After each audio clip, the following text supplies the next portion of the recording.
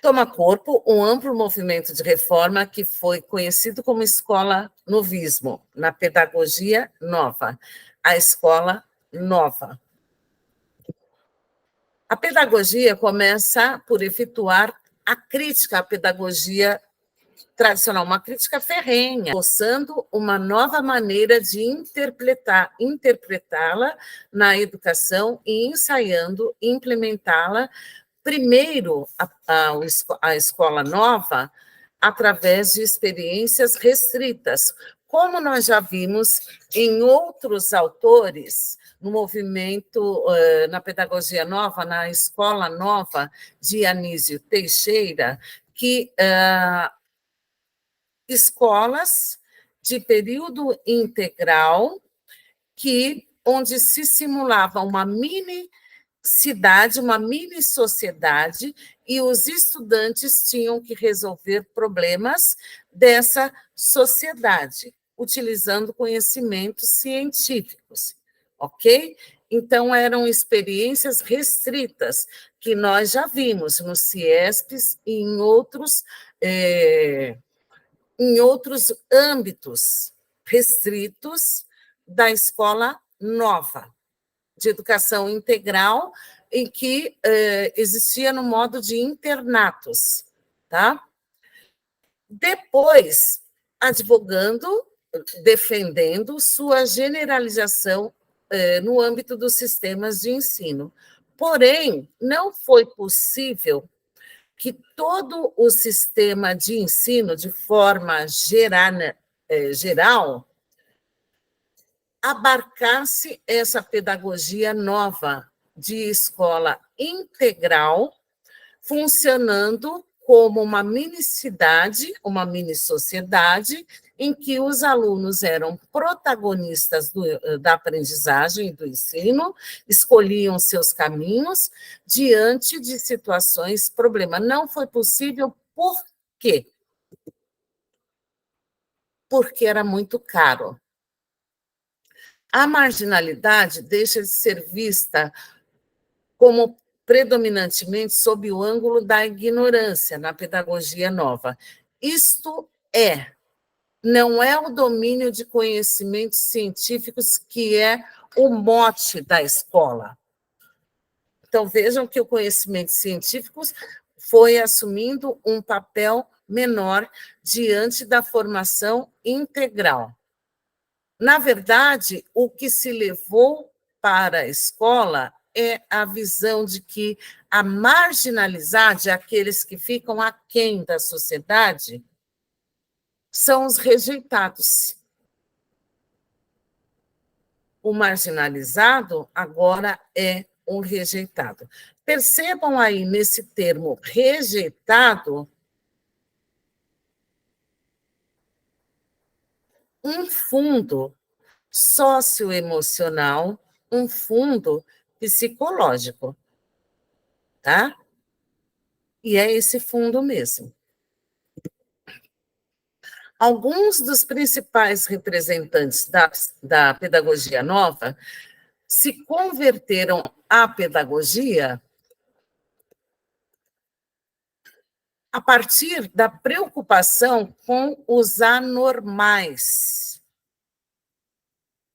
Ver, por exemplo, De Clory e Montessori, que são tidos na pedagogia atual, ou seja, na pedagogia nova, como grandes nomes, porque trouxeram para dentro da escola as questões referentes àqueles que são conhecidos como desajustados sociais, porque têm anormalidades, anomalias de todo tipo. Vamos ver.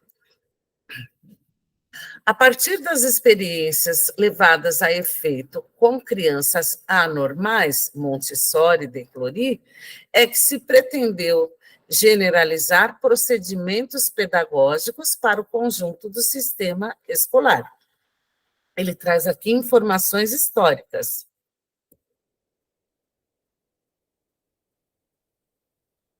Da evolução pedagógica no Brasil. ao conceito de anormalidade biológica, que inclui deficiências e inclui aqueles desajustados sociais que não aprendem, né? Construído a partir da constatação de deficiências neurofisiológicas, se acrescenta o conceito de anormalidade psíquica. Os que não têm um ritmo de aprendizagem igual a outros, ritmos de aprendizagem diferenciados. E essa anormalidade psíquica, quem viveu a década de 80 sabe que estava muito na moda, 80, 90, fazer os tais de testes de QI, quociente de inteligência, para detectar o quociente da inteligência e qualquer anomalia psíquica.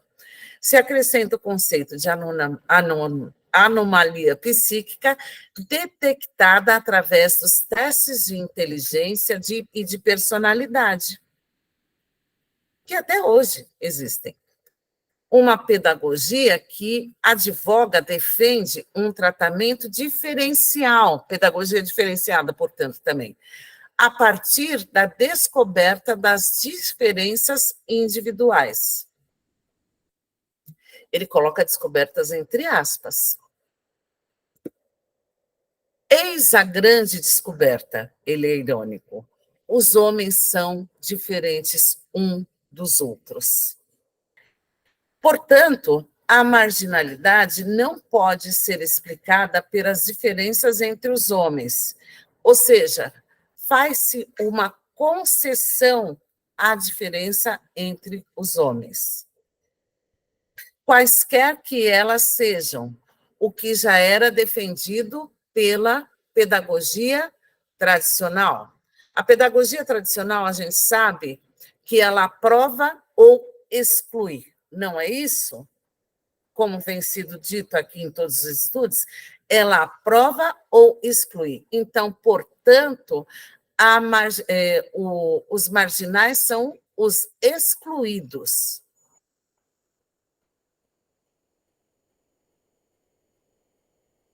Então, a pedagogia tradicional defende que a diferença entre os homens, no sentido de que os capazes de aprender e os não capazes de aprender, tudo que a escola passa. Mas a pedagogia nova defende também diferenças no domínio do conhecimento, na participação do saber e no desempenho cognitivo.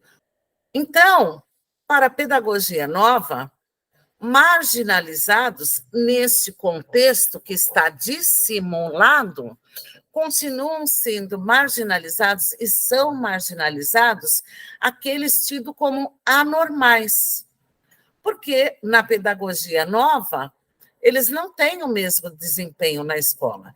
Isto é, os que são desajustados e desadaptados de todos os matizes, não só as deficiências da educação especial, como aqueles também da inclusão, da qual vai tratar Feltrin, que tem as suas diferenças econômicas, necessidades de sobrevivência, ou organizações familiares que os tornam desajustados, sem comportamento na escola, tá? Desajustados e desadaptados de todos os matizes. A educação será um instrumento, então, da correção da marginalidade, na medida em que cumprir a função de ajustar, de adaptar os indivíduos à sociedade, habilitar-lhes para a vida, né?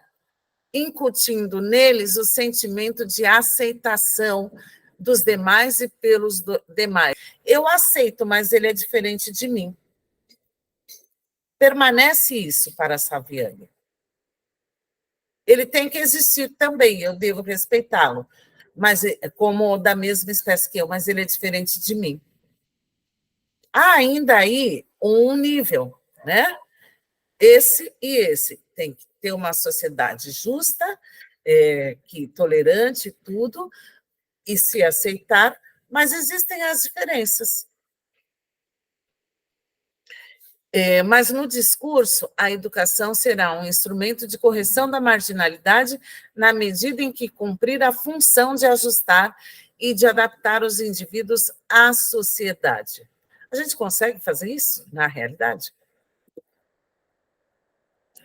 Deslocou-se o eixo da questão pedagógica do intelecto, do desenvolvimento mesmo, do conhecimento intelectual, para o sentimento. É uma acusação que Saviani faz da pedagogia nova. Do aspecto lógico para o psicológico, dos conteúdos cognitivos para os métodos ou processos pedagógicos. E também isso é verdade, do professor para o aluno. E também isso é verdade, o centro não é mais professor, é o aluno, e o que ele quer saber. Do esforço para o interesse, e também isso é verdade. O aluno não tem que se esforçar a aprender o conhecimento científico. O aluno precisa ser motivado a se interessar. Não é isso? Interessa o que é relevante, pertinente para uma sociedade igualitária. Devemos, como professores hoje, na pedagogia nova, motivar o aluno para se interessar pelo conhecimento. E o aluno não precisa esforçar-se, como nós estamos fazendo aqui, para entender as teorias e o conhecimento.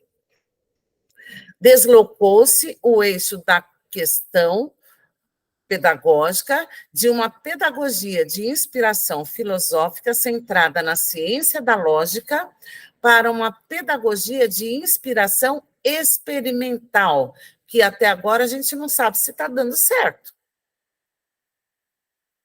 Baseada principalmente nas contribuições da biologia e da psicologia.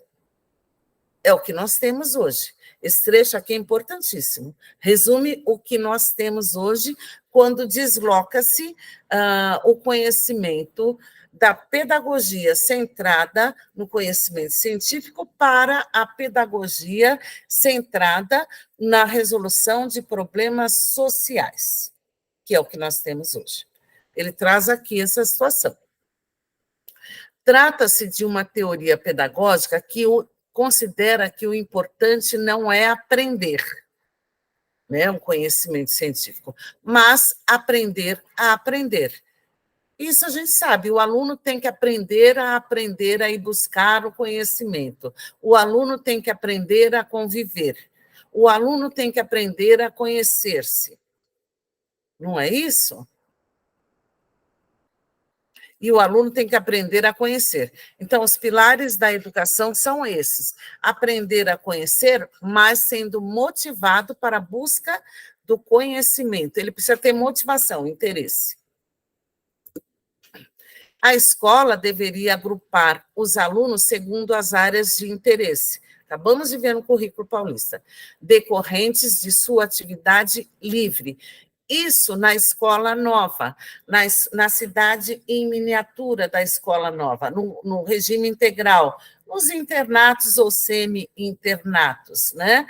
Eles se organizavam de acordo com as suas áreas de interesse decorrentes da sua atividade livre nessa escola. Eles escolhiam, eram protagonistas das suas escolhas, né?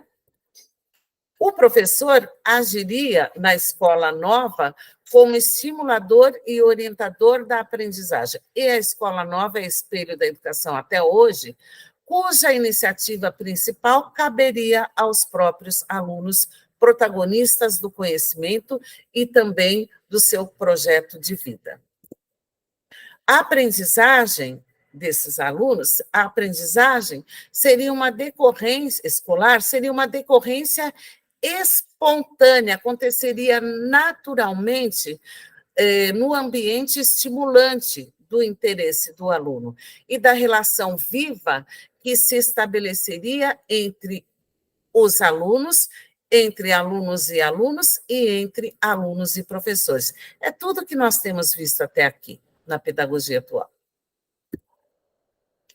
Cada professor teria de trabalhar com pequenos grupos, sem o que a relação interpessoal, essência da atividade educativa, ficaria dificultada. Então, é isso, a relação tem que ser interpessoal. Hoje tudo é inter, né? E num ambiente estimulante, portanto, dotado de materiais didáticos ricos, biblioteca de classe, sala de informática, etc. Na época em 32 e 40, quando foi implementada essa pedagogia nova na escola nova, na escola novista de Anísio Teixeira, não havia computadores, mas hoje, nessa pedagogia nova, dotada de materiais didáticos ricos, biblioteca, sala de informática, sala de vídeo, sala de quê? Porque a pedagogia ainda tem o seu viés na pedagogia nova. A educação ainda abraçou a pedagogia nova, tá? Ou a escola nova. E tratando-se disso aqui, na época, a escola nova não conseguiu e não consegue até hoje alterar significativamente o panorama organizacional dos sistemas escolares. Isso porque, além de outras razões, por exemplo, pequenos grupos de alunos, implica, inclusive, em custos bem mais elevados do que a escola tradicional. Pequenos grupos de alunos, esses ambientes, internet potente funcionando em todas as escolas, e além de outras coisas que a escola abraçou hoje, de problemas sociais que entraram aqui nessa tendência da escola nova, do movimento escola novista, ele coloca bem para diferenciar, implica em custos bem mais elevados do que a escola tradicional. Com isso, a escola nova ou escola novista, né, ele quer dizer isso, organizou-se basicamente na forma de escolas experimentais, como nós sabemos, os grandes centros de estudos de Anísio Teixeira e outros, ou como núcleos raros, núcleos de estudo. Nós vimos isso na Praia Grande, em Gadotti, Moacir Gadotti, né? Muito bem equipados e circunscritos a pequenos grupos de elite. Como nós temos hoje, por exemplo, escolas construtivistas, que os alunos são protagonistas, mas que são muito caras de matrícula. Para matrícula, porque envolve muita coisa. No entanto, o ideário escolonovista penetrou na cabeça dos educadores e gerou consequências também nas amplas redes escolares oficiais, organizadas na forma tradicional. É o que nós vimos hoje na nossa educação. E, realmente, esse ideário escolanovista, ele está na cabeça dos educadores atuais e da legislação também. E gerou consequências nas escolas que eram organizadas na forma tradicional. As escolas públicas antes eram organizadas na forma tradicional. Então, a escola nova deu certo para pequenos núcleos, mas como ela tem alto custo, esses pequenos núcleos, ela continua atendendo a burguesia. Essas consequências na escola, nas redes escolares oficiais, ou seja, na rede pública, foram mais negativas para Saviani do que positivas. Provocaram, então, o afrouxamento da disciplina e a despreocupação com a transmissão dos conhecimentos das disciplinas. Não é verdade? Agravou, então, para Saviani, o problema da marginalidade escolar. Muitos saem da escola sem aprender nada. Porque não é o esforço em aprender que está priorizado o esforço do aluno? Está priorizado o interesse do aluno. Ele fica à vontade, ele é protagonista na construção do seu próprio conhecimento. Então, muitos alunos que não querem conhecer ou que são justificados por problemas de desajuste social ou de deficiências de algumas formas, saem da escola sem adquirir o conhecimento científico, que é o conhecimento que fundou a escola no Brasil, no qual a escola foi sistematizada no Brasil. Então, para a Saviani, e que eu, particularmente, fazendo essa reflexão, percebo nisso uma relação com a realidade, agrava o problema da marginalidade escolar, professores falam. A escola nova deslocou o eixo de preocupação do âmbito político, que a educação sempre tem uma intencionalidade política, inclusive nos cursos se fala isso, né? Os cursos da escola nova, mas para Saviani deslocou o eixo da preocupação do âmbito político relativo à sociedade em seu conjunto, como um todo, para o âmbito técnico-pedagógico relativo ao interior da escola. Portanto, serviu à classe burguesa dominante. Vejam que o tempo todo eu estou falando que não é isso que está apresentado nas outras biografias. Ao contrário, isso tem um olhar positivo nas outras bibliografias, tá? Saviani é que traz para a gente esse alerta.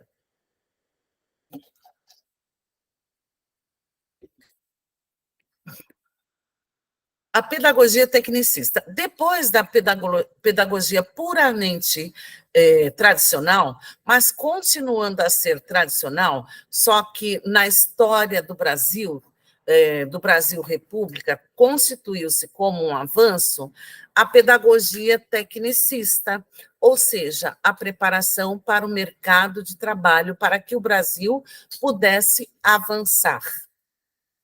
A partir do pressuposto da neutralidade científica, inspirada nos princípios de racionalidade, eficiência e produtividade, para que o Brasil pudesse avançar, né? Essa pedagogia advoga, defende a reordenação do processo educativo de maneira a torná-lo objetivo e operacional, atendendo à fábrica, a serviço da fábrica, do mercado capitalista, ao avanço progressista do Brasil e da burguesia, que a burguesia já dominava, já estava na frente desse avanço, né? Buscou-se planejar e operacionalizar os objetivos da educação de modo a dotá-la de uma organização racional, capaz de minimizar as interferências subjetivas de cada um, que pudessem pôr em risco a eficiência na formação técnica, mecanizar o seu processo.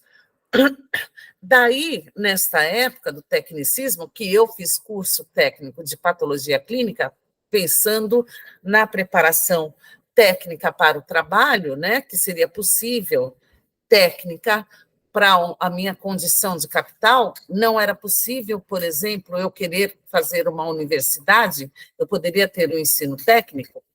Daí a proliferação de propostas pedagógicas, tais como o enfoque sistêmico em alguma técnica, o microensino, o teleensino, todo mundo deve lembrar do telecurso segundo grau, a instrução programada, as máquinas de ensinar e etc. O mais conhecido é o teleensino, que a rede de informação de massa divulgou. E o mais conhecido é o telecurso segundo grau. E depois os mais conhecidos são as apostilas todas de formação, os cursinhos e etc. Tá? Como esse curso técnico aqui que eu fiz, porque não tinha em vista, não era possível para a classe pobre ascender à universidade. Então, se fazia um curso técnico, porque tinha bastante relevância e representava uma mudança da condição social, tá? Daí também da pedagogia tecnicista e o enfoque técnico por exemplo, num curso de contabilidade, num curso de edificações, num curso de patologia clínica, ou que seja, o que se queria, medicina, mas não podia, patologia clínica, o que se queria, arquitetura e engenharia, mas não se podia, curso técnico de edificações, contabilidade, né? São cursos técnicos que colocava no mercado de trabalho, apesar que existe hoje o curso superior de contabilidade. Não conseguia-se, nessa época, fazer uma graduação na educação, ou seja, pedagogia. Então, se fazia o magistério, curso técnico de magistério, tá? Hoje, nós não temos mais o curso técnico de magistério, nós temos a pedagogia.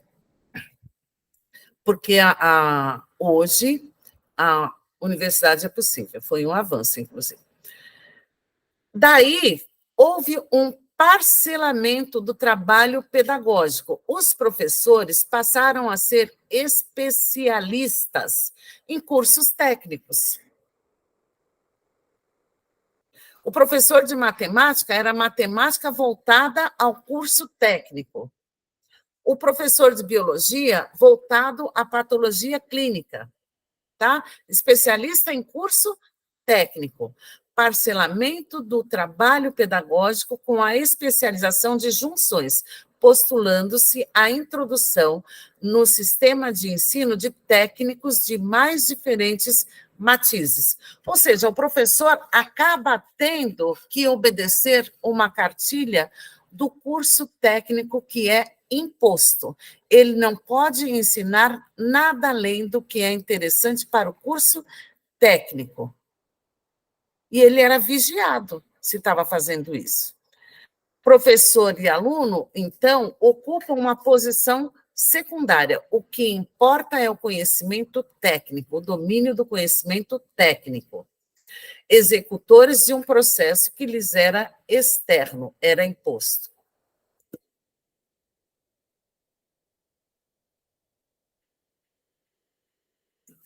Alguém quer comentar alguma coisa? Alguém está com a cabeça doendo? Difícil, né? Quando alguém traz ideias contrárias a tudo que a gente já viu, a gente precisa pensar dos dois lados, tá? Mas que é difícil, é. Isso é dialógica. Isso efetivamente é dialógica.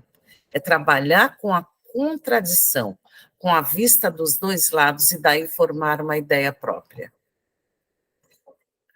Para a pedagogia tecnicista, a marginalidade não será identificada com a ignorância, nem será detectada a partir do sentimento de rejeição no técnico. Marginalizado será no técnico o incompetente, no sentido técnico da palavra. Eu fiz patologia clínica, mas eu nunca aprendi, quando tinha aula prática, de avaliar o tipo de sangue, RH, e avaliar as mitocôndrias e um monte de coisa que se avalia nos laboratórios, né? Não conseguia, eu fazia aquilo, passei, me formei, tenho diploma, mas eu fui incompetente, eu trabalhei, me esforcei muito para fingir que sabia, né? Porque aquilo não tinha representação para mim, efetivamente, avaliava-se por avaliar, né? Porque tinha que cumprir. O meu papel de protagonista na construção do conhecimento foi secundário, é o que ele disse anteriormente. Marginalizado, então, eu não consegui me colocar nesse mercado de trabalho, porque eu não sabia fazer. Isto é, o incompetente, o ineficiente e o improdutivo. Eu fui uma pessoa ineficiente em patologia clínica. Do ponto de vista pedagógico, conclui-se que se para a pedagogia tradicional a questão central é aprender na pedagogia tradicional, é aprender, ele fala isso, aprender a conhecer, né? E para a pedagogia nova, o ponto de vista é aprender, a construção do conhecimento, como a gente vem vendo em todos os autores. Para a pedagogia tecnicista, o ponto de vista é aprender a fazer. Como no exemplo que eu dei sobre mim mesma. Eu não aprendi a fazer, apesar de ter o diploma, eu sou incompetente, ineficiente e improdutiva. Não consegui exercer, não me serviu de nada o curso técnico. A escola inicia no curso técnico um processo de burocratização. Como o professor tem um papel secundário e ele tem que dar apesar de ele ser formado em ciências biológicas, ele tem que dar o recorte daquilo que ensina para o curso técnico, ele era extremamente vigiado. Então, iniciou-se um processo de burocratização. Ele tinha que preencher formulários minuciosos, um processo de instruções minuciosas de como proceder, num amplo espectro em que se fragmentou o ato pedagógico. O professor ocupou um papel secundário e desvalorizado. Ele era só um passador de técnicas. O controle era feito basicamente através do preenchimento de formulários. A pedagogia tecnicista perdeu de vista a especificidade da educação, portanto. Aqui já é o ponto de vista de Saviani, ignorando.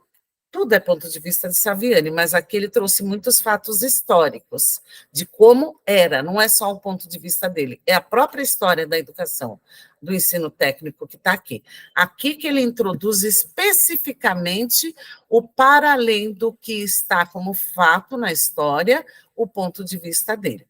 A pedagogia tecnicista perdeu de vista a especificidade da educação, ignorando que a articulação entre escola e processos produtivos se dá de modo indireto e através de complexas mediações.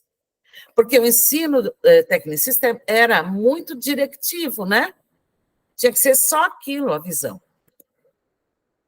O problema na marginalidade no ensino tecnicista agravou e a relativa ampliação de vagas na escola pública técnica se tornou irrelevante. Né? Houve uma ampliação de vagas no ensino fundamental, chamado de primário, né?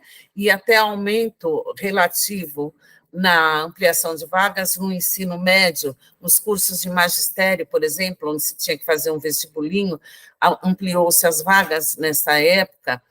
O problema da marginalidade, então, agravou com o ensino tecnicista e a relativa ampliação de vagas se tornou irrelevante em face dos altos índices de evasão e de repetência. Nem todo mundo se formava professor no magistério. Tinha que ter técnicas próprias, né? Inclusive, no último ano de magistério, era um ano voltado até, a minha irmã estudou, né, assim, se formou assim, que tinha que confeccionar um caderno com toda a matéria ilustrada do que ia dar, utilizando técnicas de colagem, técnicas de desenhos bonitos, um caderno muito bom. Eu achava lindo aquele caderno, que no último ano ia sendo formado. Então, você tinha que mostrar que você dominava a técnica. Tinha o período de estágio também, no quarto ano, mas a avaliação do quarto ano era esse caderno que ia sendo formado. Todo muito bonitinho, tá? Obedecendo a técnicas impostas, senão reprovava. Mudando da época da teoria tradicional, nós vamos avançar para as teorias críticas, que é o segundo momento. As teorias tradicionais estão no primeiro momento da educação no Brasil. Só que o ensino vai avançando, vai se inovando ao longo dos tempos históricos, não é? E aí surgiram uma crítica ao tecnicismo e à teoria tradicional. E com isso surgiram as teorias críticas, as quais Saviani denomina de teorias críticas reprodutivistas, que são aquelas. No primeiro grupo estão as não críticas, que concebem a marginalidade como um desvio, né? E a educação tendo como função a correção desse desvio, seja tirar da ignorância, ou seja, formar tecnicamente. A correção desse desvio da ignorância ou de não inserção no mercado de trabalho. Essas teorias consideram apenas a ação da educação sobre a sociedade, para a mudança da sociedade num progresso, no caso, de toda a sociedade e não de cada um. Inversamente, as teorias do segundo crítico, ou seja, as teorias críticas, que passarei a examinar, as teorias críticas, postulam não ser compreender a educação, que é possível compreender a educação a partir apenas dos condicionantes sociais. Relega, então, a educação a função de corrigir a marginalidade, a função do desvio da ignorância. Inversamente, as teorias do segundo grupo, que passarei a examinar, são críticas, como ele denominou. Postulam não ser possível compreender a educação, senão a partir dos seus condicionantes sociais. Entretanto, a função da educação consiste ainda na reprodução da sociedade em que ela se insere, sociedade capitalista. Ou seja, é um disfarce, é dissimulado de correção social, de desigualdade social. Eu as denominei de teorias crítico-reprodutivistas. Neste grupo de teoria crítico-reprodutivistas, as teorias que tiveram maior repercussão são as seguintes: teoria do sistema de ensino enquanto violência simbólica, teoria da escola enquanto aparelho ideológico de Estado e teoria de escola dualista. Nós vamos parar 5 minutos de novo, senão o nó não se desfaz. Porque é muita coisa para pensar nessa teoria do Saviani, tá bom?